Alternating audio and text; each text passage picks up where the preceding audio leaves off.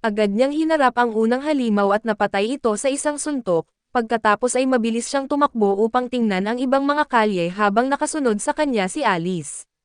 Samantala, nadismaya ang grupo ng bayani dahil muli na naman nilang nawala si Koji at iminungkahi ni Tina na humingi sila ng tulong sa mga mamamayan para hanapin siya, ngunit tumutol si Rex at nang tanungin siya ni Tina kung bakit, ipinaliwanag niyang hindi nila alam kung saan talaga nakapanig si Koji. Kung mapalibutan siya ng mga ordinaryong tao, baka sila pa ang mapahamak at disang-ayon si Princess Cruel kay Rex at naniniwala siyang kung talagang gusto ni Koji na saktan sila, matagal na niya iyong nagawa noong mga nakaraan nilang pagkikita at dagdag pa niya, hindi niya iniisip na masamang tao si Koji kahit kasama ito ng mga demonyo. Pagkarinig nito, ipinaalala ni Parna kay Cruel na si Koji ay kakampi ng lahing kasalukuyang sumasalakay sa kanilang mga lungsod at nagulat si Cruel sa galit ni Parna, ngunit ipinaliwanag niyang noong sinubukan nilang atakihin si Koji, iniiwasan lang nito ang lahat ng kanilang mga pag-atake. Sinubukan pa nga nitong makipag-usap at hindi man lang gumanti, dahil sa mapayapang kilos nito ay naniniwala siyang maaaring mas mabuti talaga si Koji kaysa sa iniisip ng iba. Hindi pa rin kumbinsido si Parna pero sumang-ayon din si Rex kay Cruel. Sa ngayon ay nagpasya silang hayaan munang umalis si Koji, lalong nagalit si Parna at inakusahan si Rex na nagsisimula ng kumampi sa mga demonyo at ipinaliwanag naman ni Rex na gusto lamang niyang pakinggan kung ano ang gustong sabihin ni Koji, nang pumanig din sina Cruel at Tina kay Rex at napilitan si Parna na isaalang-alang ang kanilang opinyon. Maya-maya, kumalat ang kaguluhan sa mga kalapit na kalye at nag-alala si Cruel sa kalagayan ng parada kaya agad siyang tumakbo upang alamin ang nangyayari. Pagdating niya roon ay nakita niya ang isang lalaki na nakahandusay sa lupa at malapit ng patayin ng isang mabangis na demonyo. Mabuti na lamang at nakarating siya sa tamang oras at naprotektahan ang lalaki gamit ang isang barrier spell. Nagpasalamat ang lalaki sa pagtulong pero nakiusap siyang iwan na lamang siya at tumakas para mailigtas ang sariling buhay. Tumanggi si Cruel at iginiit na tungkulin niya bilang miyembro ng maharlikang pamilya na protektahan ang mga mamamayan ng kanyang kaharian, dahil sa walang tigil na pag-atake ng demonyo ay nabasag ang kanyang shield at naglabas ang halimaw ng isang malakas na ugong. Muli itong umatake ng buong lakas kina Cruel at sa lalaki, na wala ng kakayahang ipagtanggol ang kanilang sarili at biglang dumating si Koji at hinarang ang pag-atake. Pinuri niya si Cruel dahil sa walang pag-iimbot nitong pagtulong sa iba bago niya pinatay ang demonyo sa isang suntok. Pagkatapos, sinabi niyang nagpapasalamat siya kay Cruel dahil napigilan nito ang demonyo ng sapat na oras para mailigtas niya ang isang inosenteng mamamayan at sinabihan ni Cruel ang lalaki na tumakas, kaya agad itong tumayo at umalis. Hindi nagtagal ay dumating din ang iba pang miyembro ng grupo ng bayani. Sa harap ng lahat at taos-pusong nagpasalamat si Cruel kay Koji dahil niligtas nito ang kanyang buhay. Nagtaka si Rex kung ano ang nangyari kaya binanggit ni Koji na katatapos lang niyang patayin ang isang level 213 na halimaw. Hindi makapaniwala si Rex at agad na tinanong kung anong kakayahan ang ginamit niya. Sumagot si Koji na charged strike ang ginamit niya at mas lalo itong ikinagulat ni Rex dahil isa lamang itong simpleng basic skill. Kaya mahirap paniwala ang kaya nitong pumatay ng ganoon kalakas na halimaw. Ngunit sinabi ni Cruel na nakita niya mismo ang lahat, kaya totoo ang sinasabi ni Koji at sa sandaling iyon ay dumating din si Alice at agad na nagtago sa likuran ni Koji, ipinahayag ni Rex na marami silang kailangang pag-usapan. Habang nag-uusap sila ay sunod-sunod na pagsabog ang narinig sa di kalayuan habang patuloy na sinasalakay ng ibang mga demonyo ang lungsod. Binanggit ni Koji sa lahat na kalimutan muna nila ang kanilang pagtatalo at unahin ang pagprotekta sa lungsod. Nang marinig iyon ay napaisip si Parna kung kanino ba talaga kumakampi si Koji, nasaktan si Koji sa paratang na iyon kaya matatag niyang iginiit na wala siyang kinakampihan at nananatili siyang neutral. Ilang sandali pa, dumating ang isang sundalo habang humihingal at binalaan silang lahat na kailangan ng lumikas sa lungsod.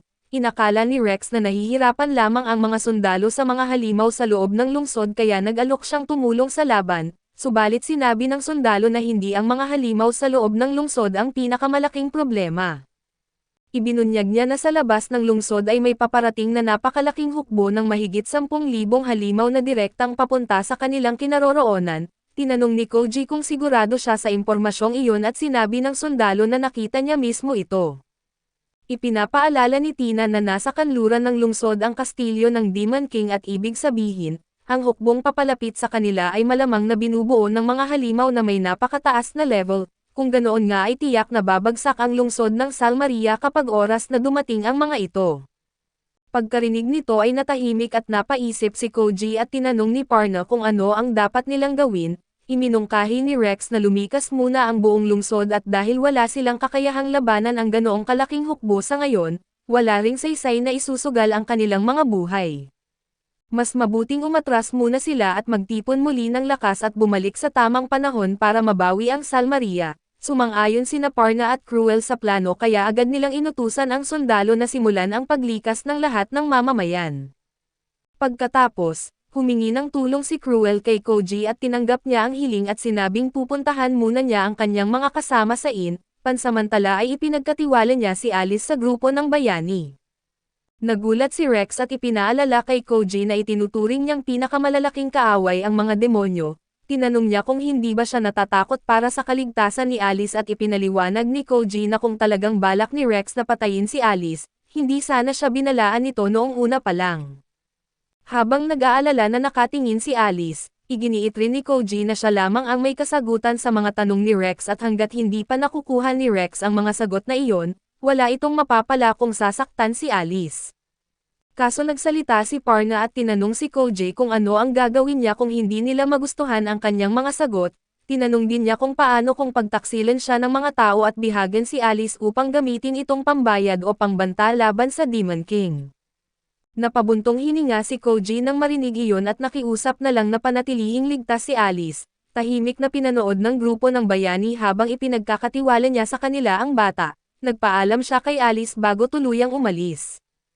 Pagkaalis ni Koji, kinutya ni Parna si Alice at sinabing iniwan na siya nito pero hindi iyon ang tingin ni Alice, dahil sapat ang tiwala ni Koji sa grupo ng bayani para iwan siya sa kanilang pangangalaga, nagpa siya rin siyang magtiwala sa kanila. Nagulat si Parna sa kanyang talino, habang napangiti si Cruel at niyakap si Alice mula sa likuran at binanggit niyang ipinangako niya kay Koji na protektahan niya si Alice kaya hindi niya ito sasaktan at dagdag pa ni Cruel. Nagtitiwala rin siya kay Koji dahil alam niyang walang masamang intensyon ang batang kasama nito. Habang pinagmamasdan ang eksena at lalo lamang nainis si Parna kaso wala siyang nagawa kundi umalis, samantala habang unti-unting nilalamon ng kaguluhan ang buong lungsod, mabilis na tumakbo si Koji patungo sa ibang lugar.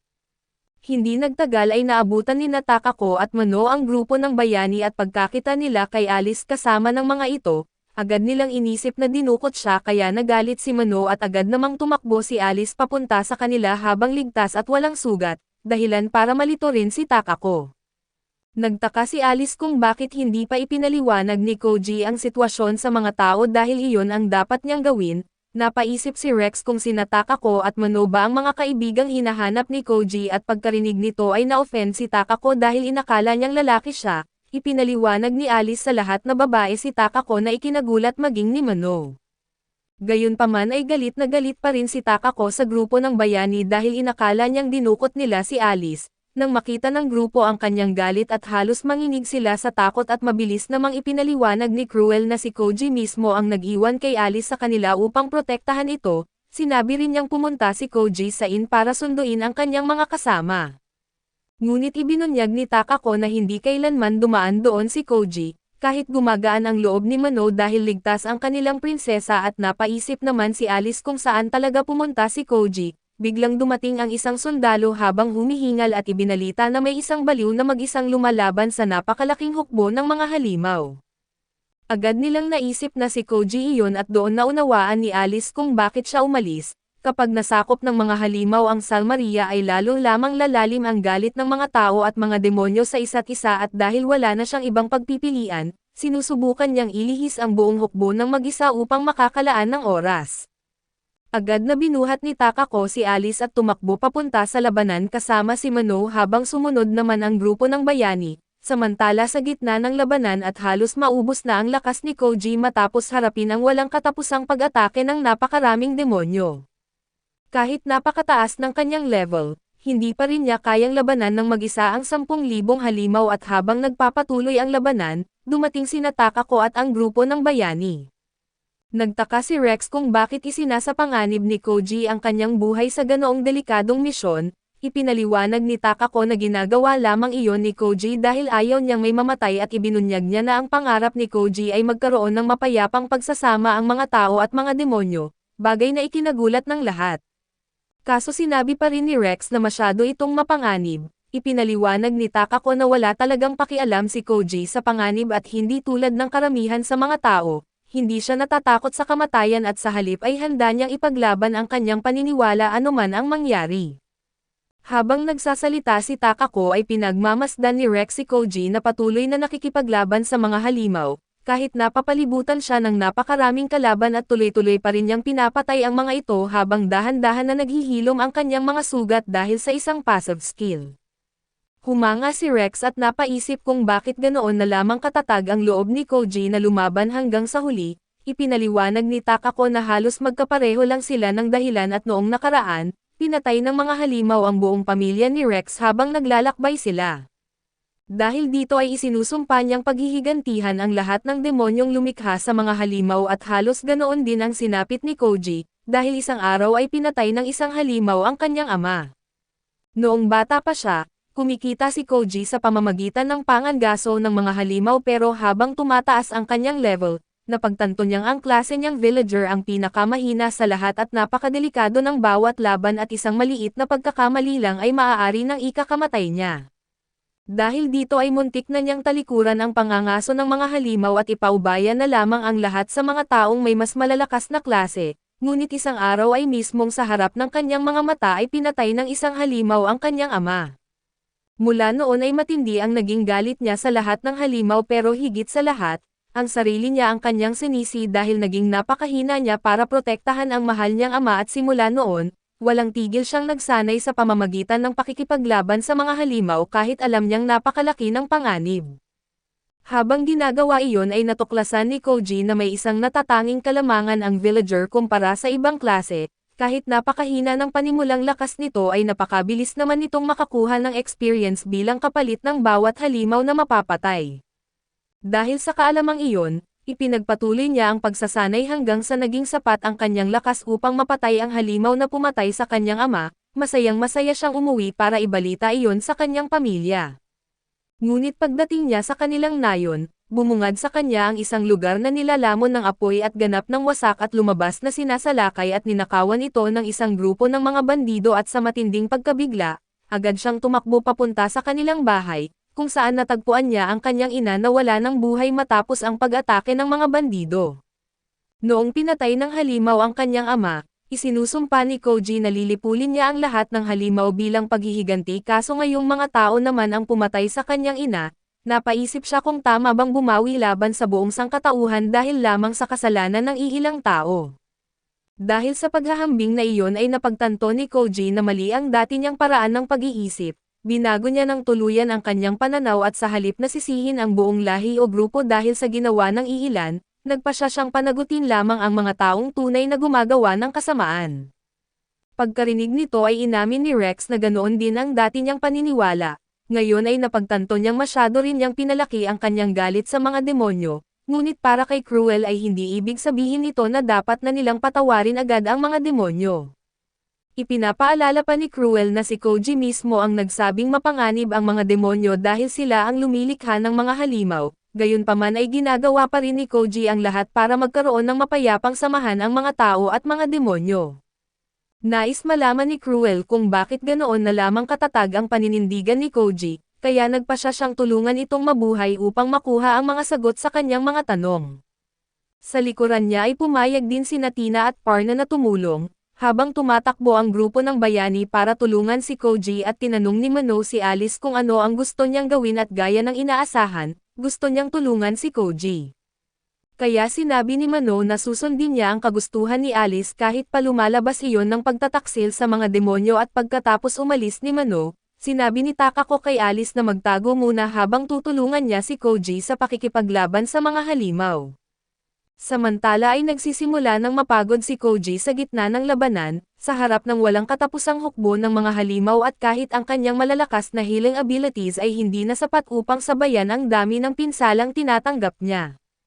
Gayunpaman ay patuloy pa rin siyang lumalaban ng walang takot at pinapatay ang pinakamaraming halimaw na kaya niya, Makalipas ang ilang sandali ay tuluyan siyang napaligiran ng mga halimaw at pinigilan ng mahigpit na pagkakahawak.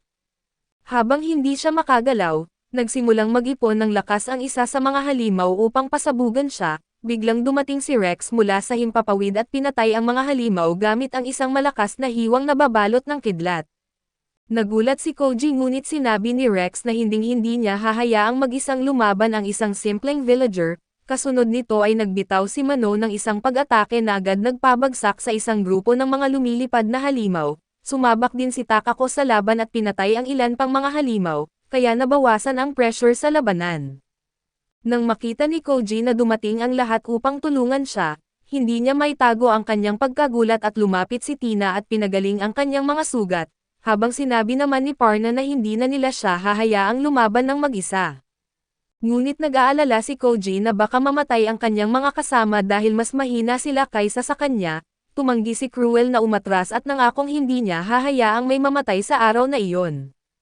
Nang makita ni Koji ang matinding determinasyon ng kanyang mga kasama, muli siyang nabubuhayan ng loob at tumayo siya at sinabi na lalaban sila hanggat kaya nila bago umatras upang mailigtas ang kanilang mga buhay.